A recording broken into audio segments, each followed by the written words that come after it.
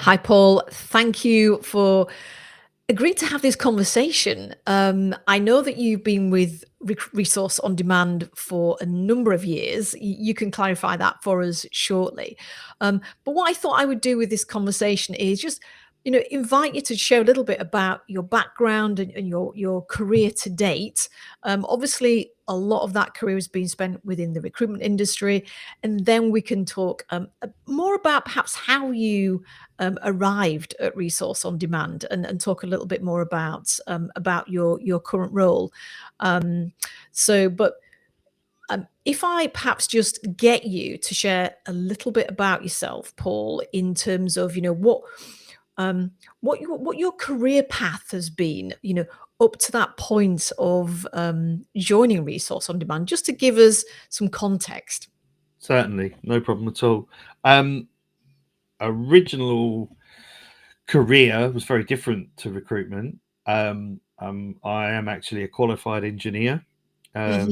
which was my path out of higher education. Um, Right, but uh, back in the day, the opportunities in career were quite limited. Um, right. so I took a role in sales, working, funny enough, in property sales, which led to a sort of a mini career. Um, Mm, and then I answered an advert in a national, no, in one of the evening papers from they used to publish daily in London, which right. was an IT recruitment company. Hmm. Um, so this is going back a couple of decades. Well, I remember when you found jobs in newspapers. Yes, That's certainly how I find my job. So I'm with you. yeah, yes, yes. Um, and was interviewed, offered the job, and thoroughly enjoyed the start of it. Yeah. Not a dissimilar function to estate agency in a way, Right. matching. Mm. You've got people, you've got houses, you've got people, you've got Buyer, jobs. seller. Yeah. Yes. Yeah. Um, Yep. Get that. so there was a sort of decent crossover there with some of the sales processes, wants and needs, and Mm. that kind of thing. But very very quickly got into the technical side of it. And then moved on from that. That became a very big company, um, Right. which just wasn't really me at that time. Mm. So then I found, just literally being by doing my job, which was looking at other recruitment companies and ringing them up to see if they were interested in me. Hmm. I found another job, um, and that was a growing owner funded organization of about um, 9 people. Yeah. Um, really enjoyed working there. Got on very well with the owner operator, and we hatched a little plan to grow it, um, and look to for her to exit, um, Right. which we did. We grew a contract recruitment base. We grew a permanent recruitment base. We added people to the company, Hmm. and then she negotiated a sale. Uh, excuse me. So from there, but then I found myself back in that scenario of bigger company, because Right. the company that purchased were um, a group, um, Right. and Mm. they were very were AIM listed, VC funded, lots of Got different you. pressures. Yeah. Um, So I was offered a role with a startup at that point, but on the other side of the fence. So I was helping a company grow a technical services business by doing all their internal recruitment. Ah. Um, Right. Yeah. so and um, that was really good. That was good for a number of reasons, because I was exposed to how companies work dealing with VCs. Yeah. all the premises around how you attract funding. some some months pulling our hair out whether we would make payroll. Yeah. But it was a good all round experience. Mm. That eventually they took a decision to move out of London, and I didn't want to go. Um, Yeah. so I said, thank you very much, and I set up on my own. So I started working basically from a little office. Did okay for a period, but Mm. it yeah, it wasn't the right time in my career. It wasn't the right time in my life, if I'm honest. Yeah. So I decided to go back into employment, and Mhm. found a job in London. Again, it was a big company. One of my contacts that I've made over the years, but that was not the whole commute to London every day wasn't something that I Yeah. really wanted to do. Doing. Um, Yeah. so I then went to work for another services company back in the technical recruitment side of things. I helped them build a recruitment practice out of their technical services division. And once I'd done that for them, I mean, they're still going now, and they have Mm. a very healthy recruitment practice on top of their technical services. Mm. Started conversations with Lee and Teresa regarding joining Rod, Ah, which was 5 years ago 5 years ago. approximately. Yeah.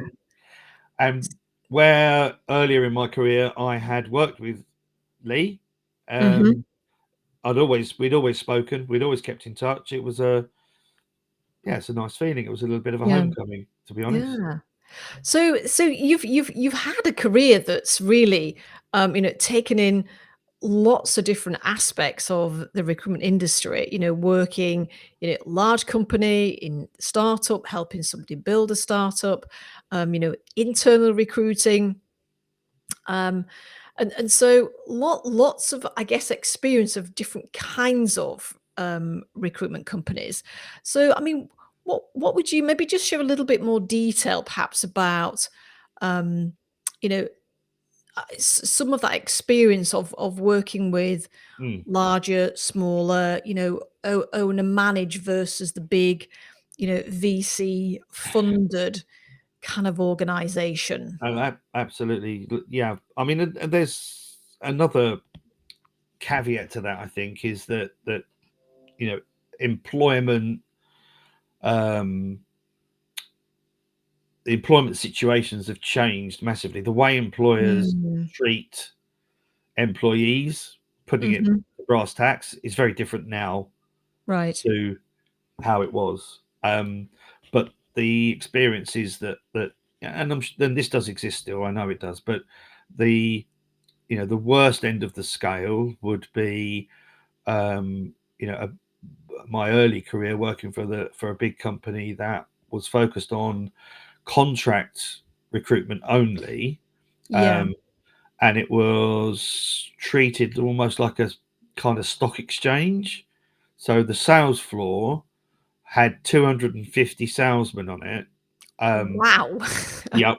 Uh, all fighting over four fax machines because no one had emails then. Mm. And it was the worst of excesses that you could imagine. Right. Very high commission structure, very low wages. Mm. A lot of guys earning money that was effectively unrealistic in my view, but that was the way that they wanted it set up because they wanted that hard, fast, aggressive. You Mm. um, Culture. yes, yeah, Yeah. and that's one of the reasons, one of the key reasons why I left, because Right. it wasn't how I wanted to work collaboratively with people. I wanted to, Mm. um, I wanted to go on a journey with them. I wanted to create relationships. So, Yeah.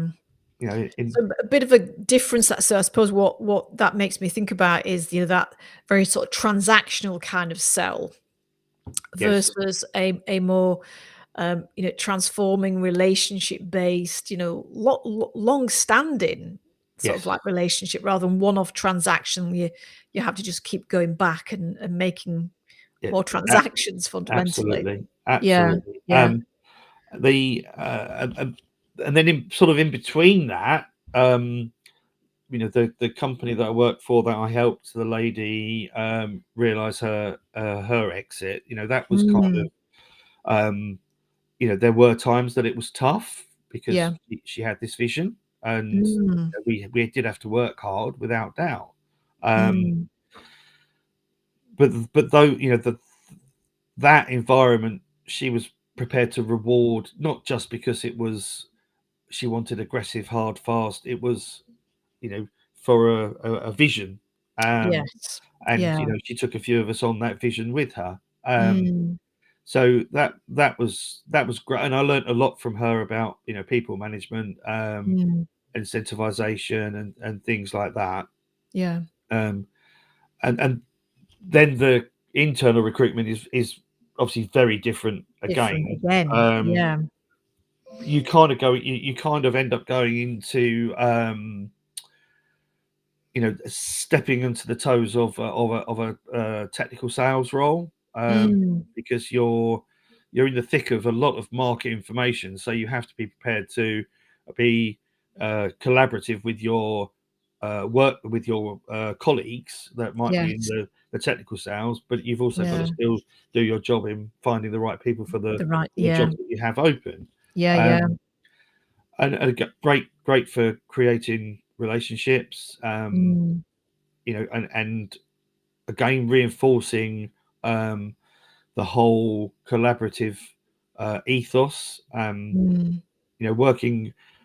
I was taught at that point. I went through a training course with a very interesting guy that was Xerox trained in sales, right. and he taught us about push and pull sales, Mm, and you don't want pull sales.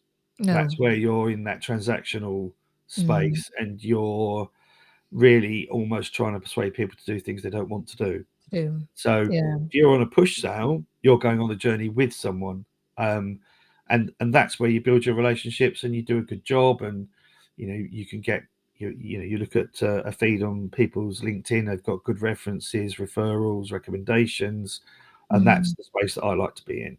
yeah. Um, and Yeah. then working at coming full circle, re-engaging with Lee, working at Rod, Mm. breath of fresh air, in all honesty.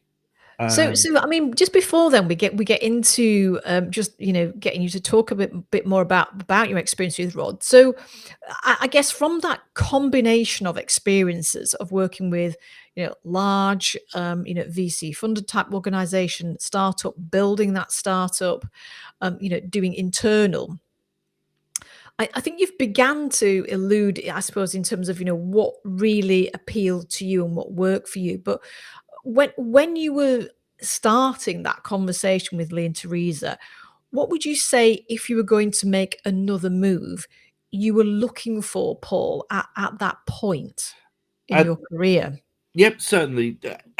Well, at that point, things were very different because we were pre-pandemic. Um, It was a different world. it was a different Yeah, world, yeah, yeah. and we agreed.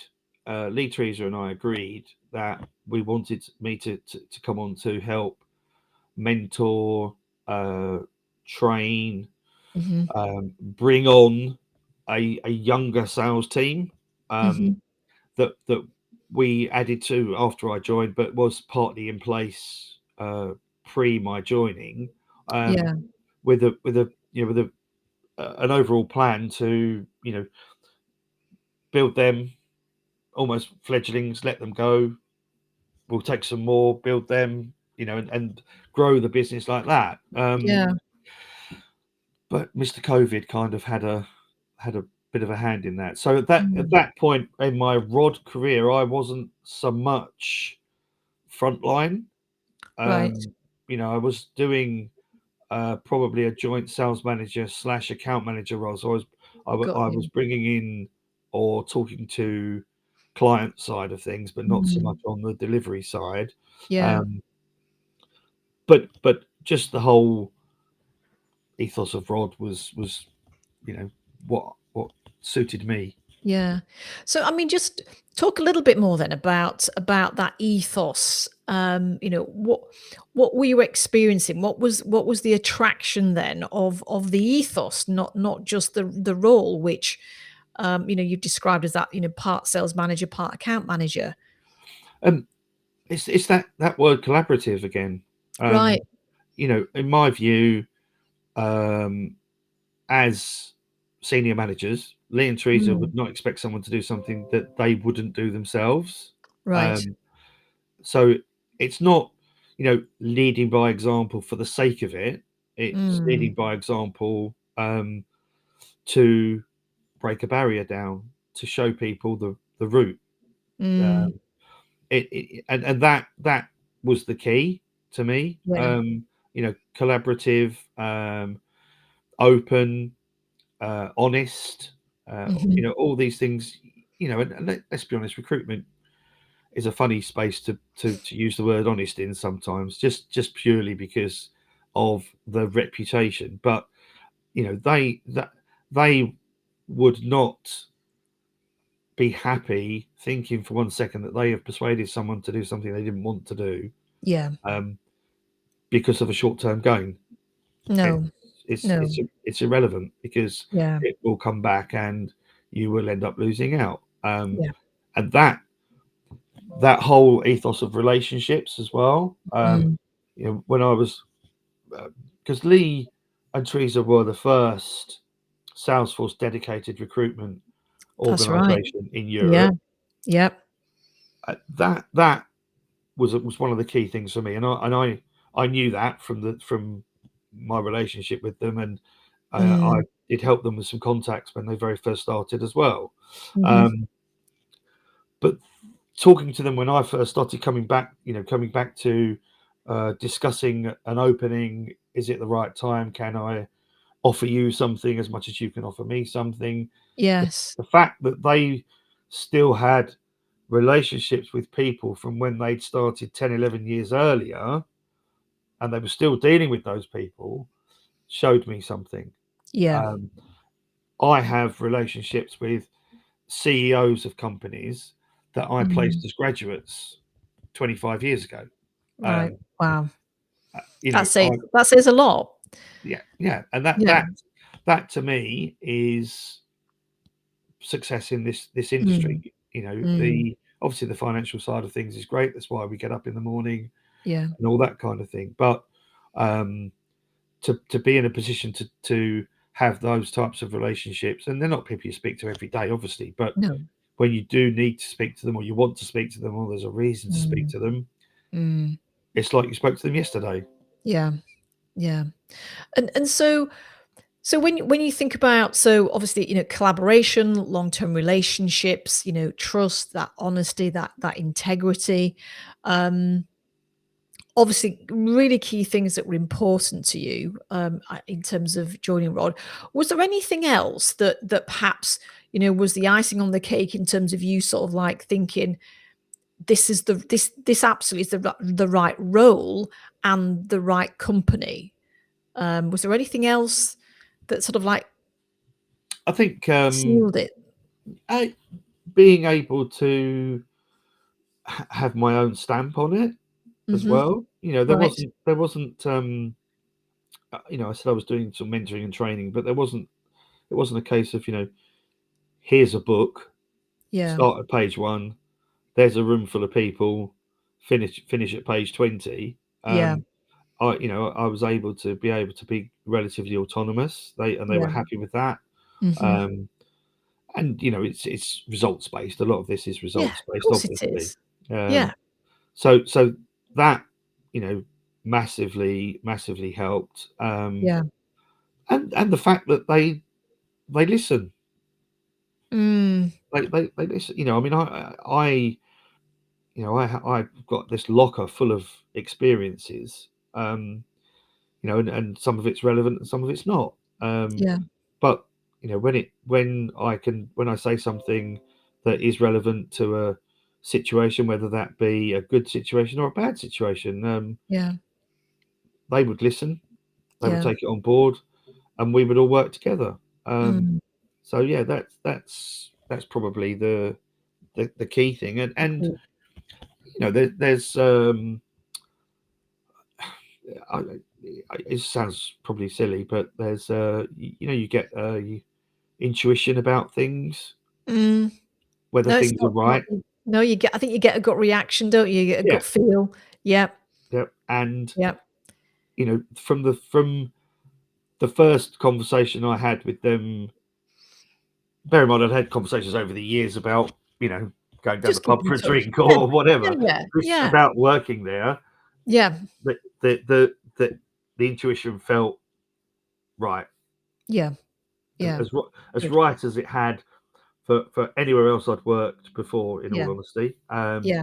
and yeah, and it's been proved in my eyes. It's been proved correct.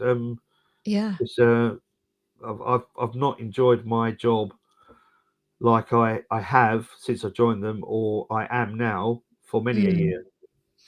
Well, and that's I mean, that's fabulous to hear, and, particularly, I suppose, you say, as you because you just said, as you are now, because now is different than when Yes, you first joined in Rod, um, as Rod is affectionately known, Resource on Demand. So, I mean, let's talk a little bit about remote working because, the company has seen quite a significant transition, obviously in the last 12 months. So tell me about remote working and how it is working for you because Rod is now, as we are chatting, a fully remote organization. it is. It Yeah. is. So tell me about that and how is it working for you? It it works fantastically. Um, I have worked remotely before anyway, so I Right. had some experiences of it, Yeah. and good and bad. Um, Mhm. it and obviously this was something that was foisted upon a lot of organisations with our Yeah. friend the pandemic, Yeah. unfortunately. Um, Mm.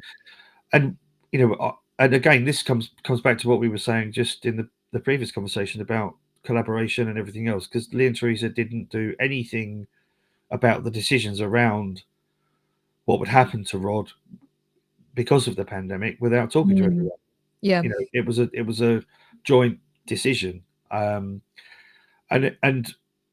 it quickly became apparent that there was another path, and that Mm. path was not having the overhead of an office, Yeah. um, and that releasing a certain level of financial pressure on the business as a whole. And Mm. as an SME, it was survival time. It was, we've Yeah. got to get through this. If Mm. It's pointless thinking about what we're going to do in 2 years' time if we don't get through this next The six next to 12 months. yeah. Um, Yeah. so we all agreed how the strategy, and the initial strategy put a few of us onto furlough to keep a core in the business that Mm. would keep the business going, Yeah. and we all bought into that, because Mhm.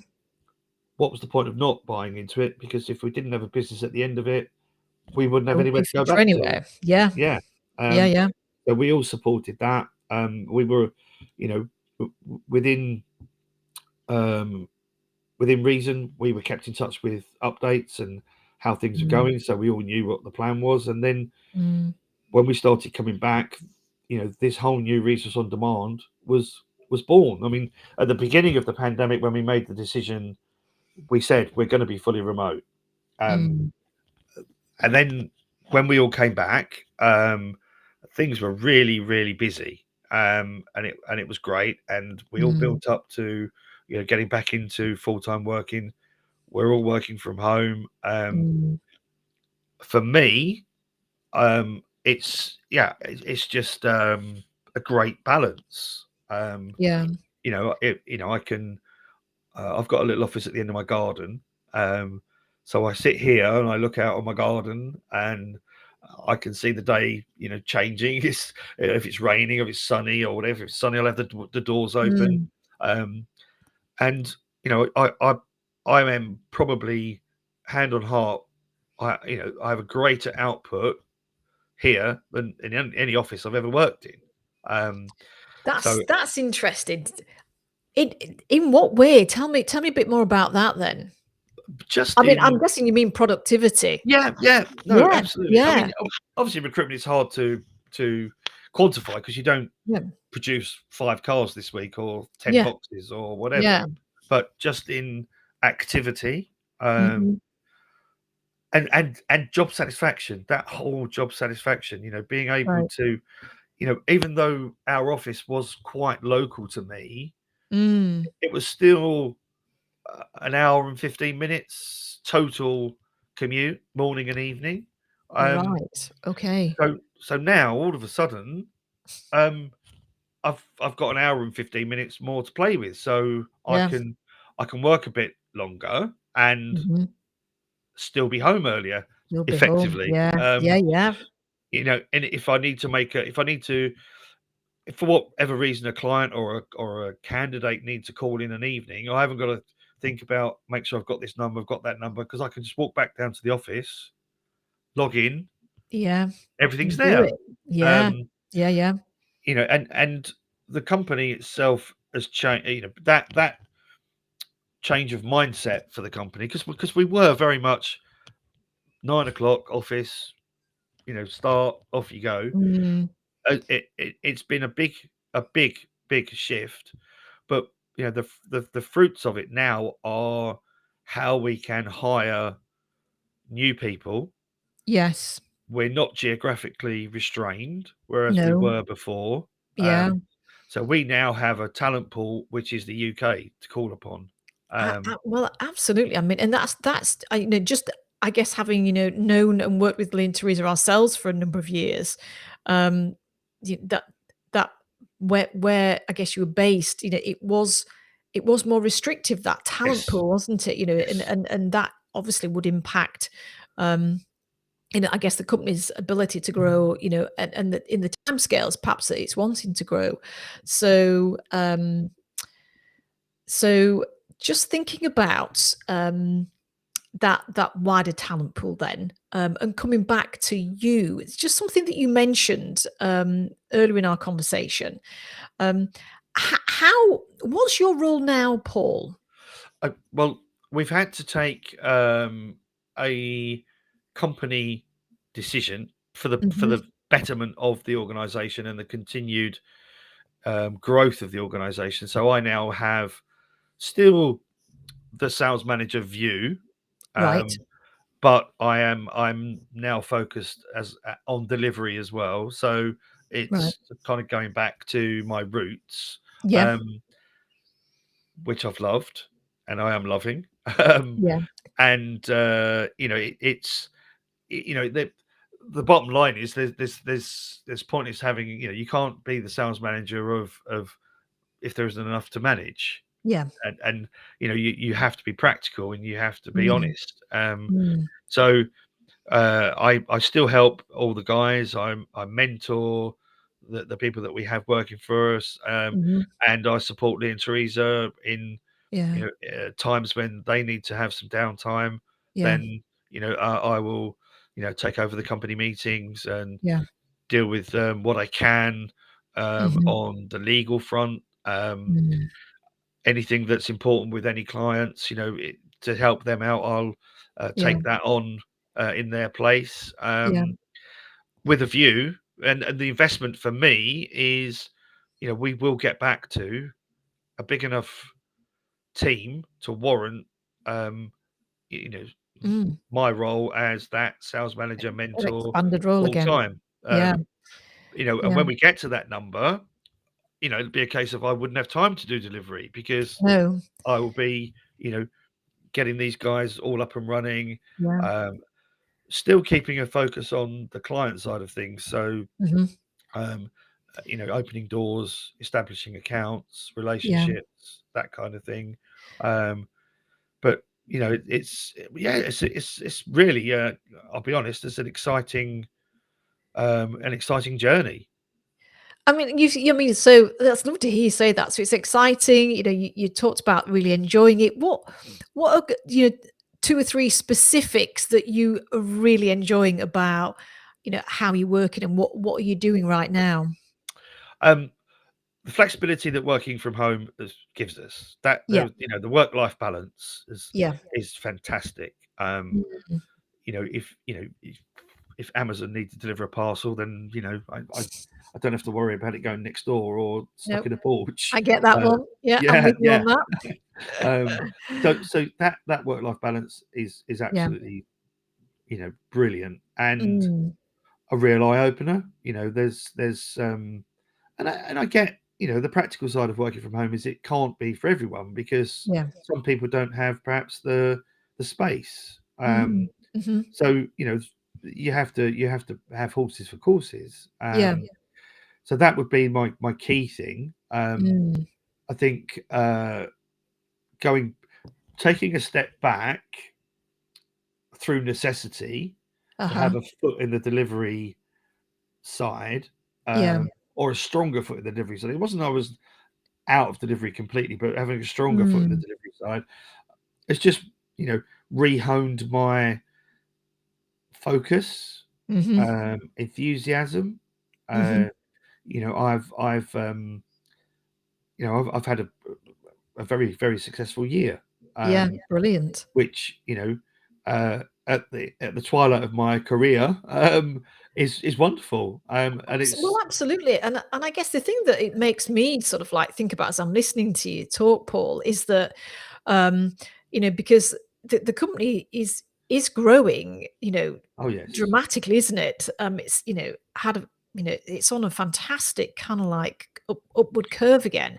You have got new people coming in, and so the fact that you are getting that real fine tuning and you're in there working within the business as well, that actually the more time then you begin to step back and work with the new people and do more yes, mentoring, that mentoring is so new and fresh because it's in today's market, isn't it? yeah, So you've got absolutely hands-on experience um of what your new team members are dealing with in the market as we know it today, as yes. well as, sort of, pre-pandemic and everything. So it's so current, I guess is Yeah, I think you're right. Absolutely. And it might without this. I don't mean this to minimize the effects of the pandemic by any stretch because it's awful. But mm, without that, a realignment that happened, you know, I may not have been as relevant now, having taken a decision to, go take that step back, go back mm, into delivery. So yeah, the things that I share with people are up to date, real, absolutely, yeah. you know. Yeah. Yeah. And it's as I say, I feel as enthusiastic about what I do now as I did when I got my first job in recruitment, 20 odd years ago. That is, I mean, that's fantastic to hear. Particularly when you described it as, the twilight of the years. I mean, hey, gosh, you can go on for as long as you want, can't you? But Oh, yes. just thinking about you were talking about, working with team members. What is it like then working, remotely with your colleagues? How are you finding that? It was a challenge at first because, I mean, we'd all heard of Zoom and, you know, chat rooms and Google, Teams and whatever. And yeah, yeah, Google exactly. Hangouts and yeah, Yeah.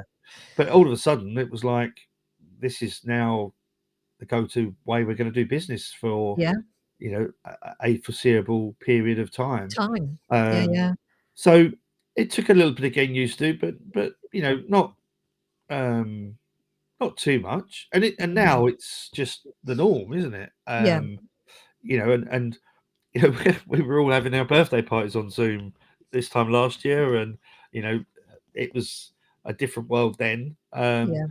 So yeah, no, that's fine. We are conscious of within what is safe practice as far as the pandemic is concerned.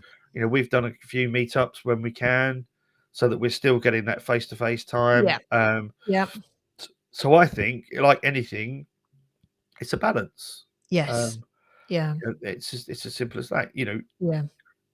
Could you work effectively only going on Teams with people for a year? Yes.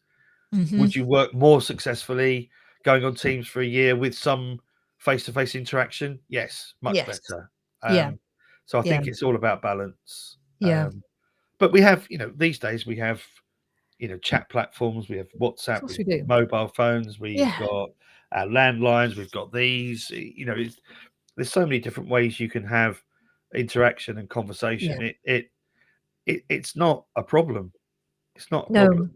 No. No. You know. And so, I mean, just finally then, obviously you met Lee many years ago. You've known Lee and Teresa for some time. You've kept in touch.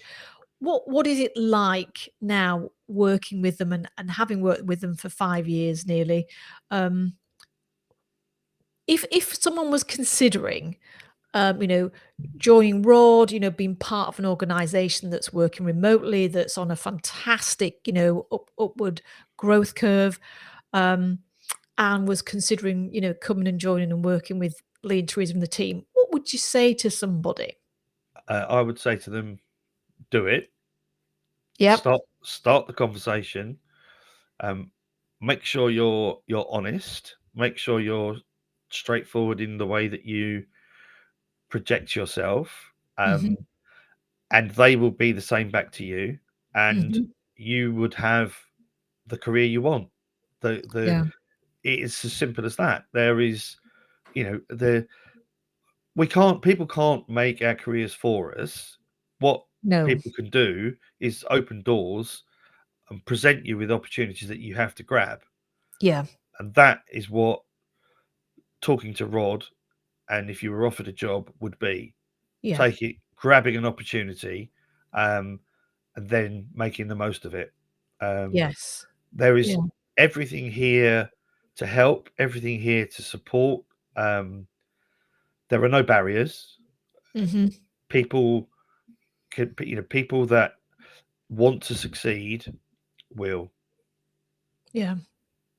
Yeah, I think you mentioned right at the beginning about that empowerment to, Absolutely. do your own thing, and I think that's something that you're talking about there. It's like, the environment, Lee and Teresa are creating that environment, that culture for people to work in and thrive in, but people have got to kinda grasp that and Yes. go with it, haven't they?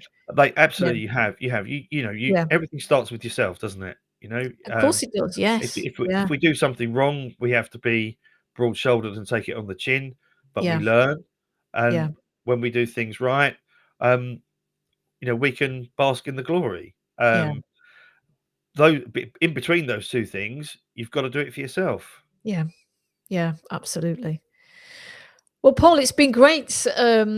I feel like I've known you sort of like, just, from Lee and Teresa talking about you, but it's really great to hear more detail about your career and what brought you to Rod, and also I just think it's fantastic.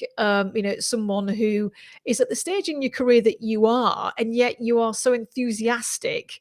And enjoying it as Yes, well. And you're doing your role in a very different way, in a different, yeah, how you're organized, working from home and everything. It's so different, isn't it, than a couple of years ago? So it is. it's been fabulous talking to you. Thank you for your time, No problem. and Appreciate it, Sharon.